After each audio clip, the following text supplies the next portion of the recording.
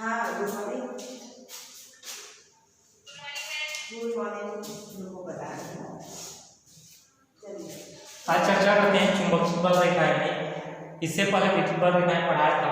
तो विद्युत बल रेखाएं चुंबकीय बल रेखाएं दोनों एक ही है। एक का मतलब होता है जैसे विद्युत बल रेखाएं, तो विद्युत बल रेखाएं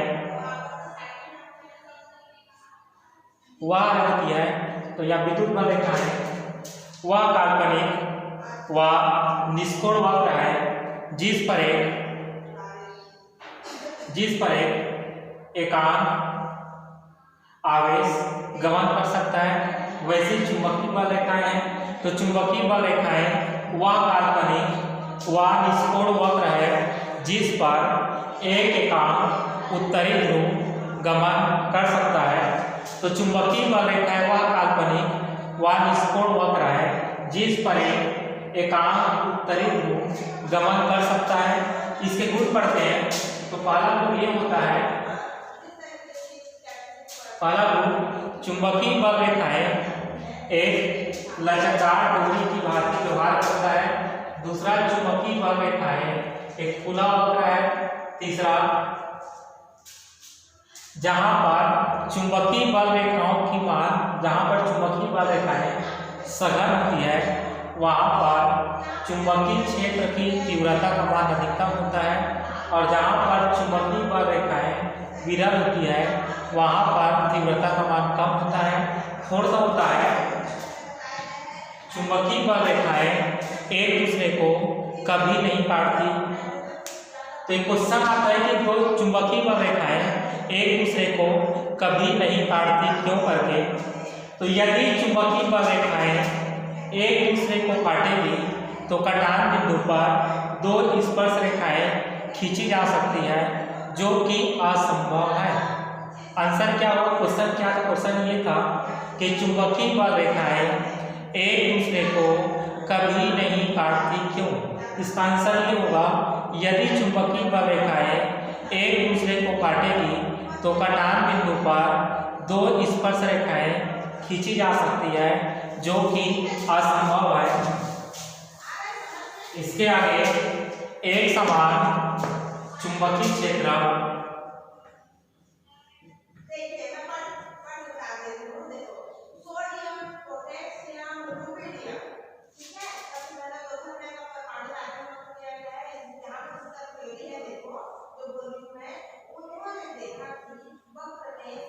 एक समान चुंबकीय क्षेत्र, तो एक समान चुंबकीय क्षेत्र उस चुंबकीय क्षेत्र कहते हैं जिसके प्रत्येक बिंदु पर चुंबकीय क्षेत्र की तीव्रता का मान व दिशा एक समान होती है।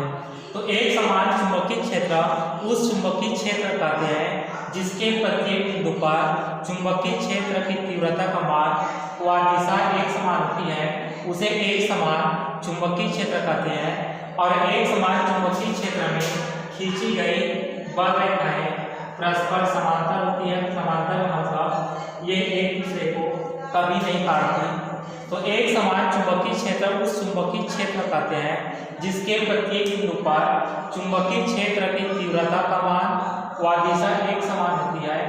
एक समान चुंबकीय क्षेत्र में खींची गई बल रेखाएं परस्पर समांतर होती है और एक दूसरे को कभी नहीं काटती।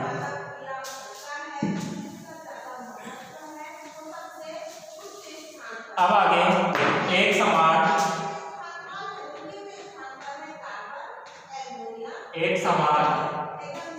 चुंबकीय क्षेत्र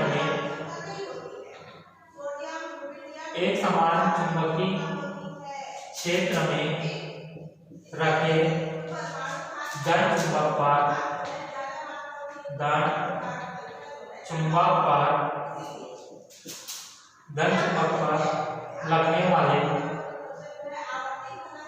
लगने वाले बल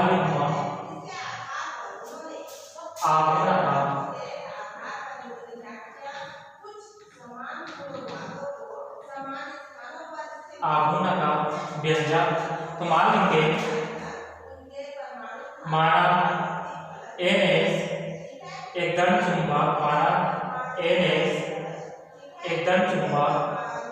एक समान, ये NS एक धन चुंबक एक समान चुंबकीय क्षेत्र B में थीटा कोण बनाते हुए रखा गया है।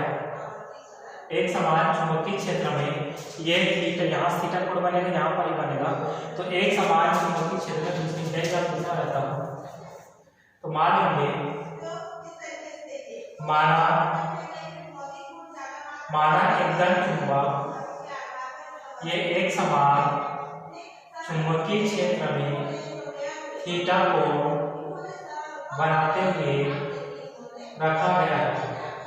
तो थीटा कोण तो ये एन से लेकर एस हो गया, यहाँ पर थीटा कोण का निर्माण होगा, तो ये वैसे ये एन से इसको मिला देंगे, ये कौन सा होगा कि एन से दंड चुंबक है, यहाँ पर एक एन बल कार्य करेगा, यहाँ पर एक बल कार्य करता है,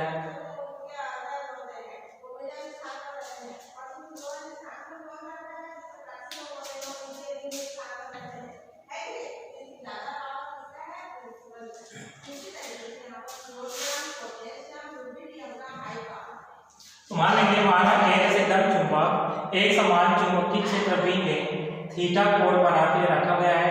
इसके प्रत्येक बिंदु पर ये एन बल कार्य करते हैं। ये बल परिमाण में बराबर लेकिन दिशा में एक दूसरे के विपरीत होने के कारण एक बल युग्म का निर्माण करते हैं, जो चुंबक को क्षेत्र के समानांतर लाने का प्रयास करता है, जिसे प्रत्यानयन बल युग्म का आगमन कहते हैं।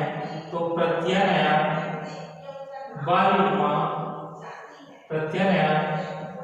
युग्म का आगमन, तो प्रत्यानयन बल का आगमन का सूत्र होता है एक बल इंटू दोनों बलों के बीच की लंबवत दूरी। तो प्रत्यानयन बल को से व्यक्त करते हैं। तो एक बल की बात करेंगे तो इसमें एक बल कौन सा बन रहा है, एम बी, ये एम बी हो गया। अब दोनों बलों के बीच की लंबवत दूरी, दो बल में से एम बी है और यहाँ पर एम बी है, तो दोनों बलों के बीच की लंबवत दूरी कौन सा होगा, ये एस से लेकर क्या होगा पी, ये एस से लेकर क्या होगा ये पी। तो ये टाउ बराबर कितना हो गया, ये एम बी बराबर कितना हो गया एस पी। अब एस पी का मान निकालने क्या करेंगे, यहाँ पर दोनों बलों के बीच की ये लंबवत दूरी, एस पी होगा, दोनों बलों के बीच की लंबवत दूरी कौन सा होगा, एस से लेकर क्या होगा पी। अब यहाँ पर निकालेंगे साइन थीटा, इसका मान निकालने के लिए। तो साइन थीटा बराबर क्या होता है, लंब बटा कर्ण। इसमें लंब कौन सा होगा, ये थीटा है, तो लंब एन से लेकर पी, कौन सा कर्ण होगा एन से लेकर एस, ये कौन सा होगा लंब एन से लेकर पी, और ये कौन सा होगा एन से लेकर एस। यहाँ से एन पी बराबर कितना हो गया, ये एन पी बराबर एन एस साइन थीटा। तो एन से लेकर एस तक का मान कितना है 2a साइन थीटा। तो ये टाउ बराबर कितना होगा N P into 2a sine theta. Tau बराबर कितना होगा N into 2a D sine theta. तो एन इंटू 2 क्या है, ये प्रत्यानयन क्या है, चुंबकीय आघूर्ण का मान है। तो एन इंटू 2a बराबर ये क्या होगा, चुंबकीय आघूर्ण,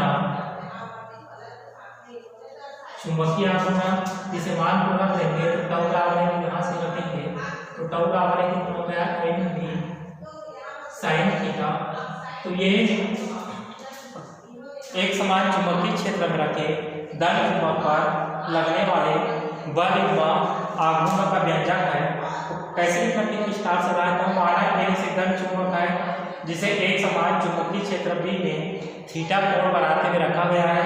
इसके प्रत्येक बिंदु पर एम बी बल कार्य करते हैं या दोनों बल परिमाण में बराबर लेकिन दिशा विपरीत होने के कारण एक बल युग्म का निर्माण करते हैं, जिसे प्रत्यानयन बल युग्म आघूर्ण कहा जाता है।